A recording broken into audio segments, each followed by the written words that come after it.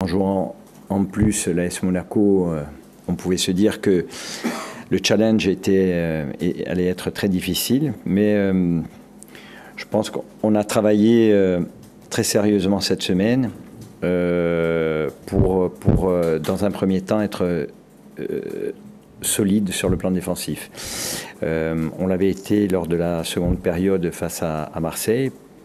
Après, peut-être que les circonstances ont fait aussi que Marseille avait levé un petit peu le pied. On a trouvé un état d'esprit, du caractère la semaine passée au Havre. Et donc on a essayé de surfer là-dessus pour préparer ce match. Et je trouve que les joueurs, l'ensemble du groupe a répondu présent au cours de cette rencontre. Encore une fois, les débuts ont été un petit peu laborieux. On avait peut-être les pieds qui tremblaient, mais derrière ça, on a au fil du temps pris de la confiance.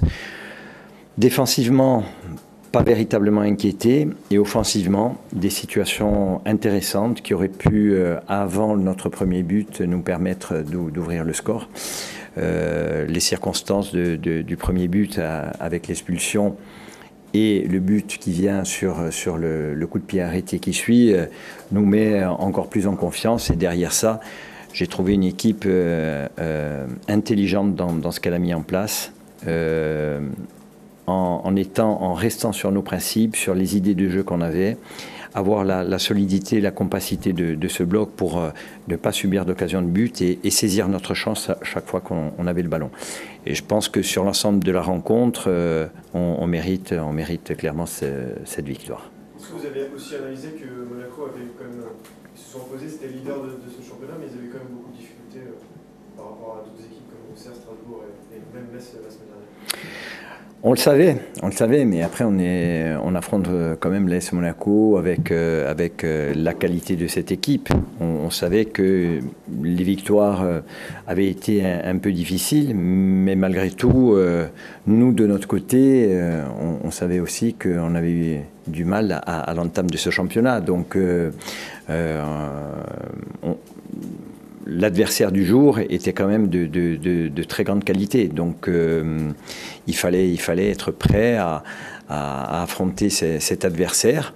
Ce que j'ai dit aux joueurs, c'est qu'on a tout fait la saison passée pour arriver à ce niveau, pour vivre ce genre de match. Donc à partir de là, il ne fallait pas être spectateur, regarder jouer cette équipe, voire presque admirer l'équipe qu'on avait face à nous, mais au contraire acteur, leur montrer qu'on était prêt à les défier, à les bousculer et à leur montrer qu'on avait nous aussi envie de gagner des rencontres, même si la marche paraissait haute. Les joueurs ont fait ce qu'il fallait aujourd'hui pour le faire. Coach, bonsoir. Bonsoir. Quand vous faites rentrer Pablo Pagis à la 72e, oui. C'est quoi l'idée? Est-ce que vous pouviez vous attendre à ce qui s'est passé? Les changements, les deux premiers changements sont liés à l'état physique des joueurs, donc Momo qui sort et Tos qui sort.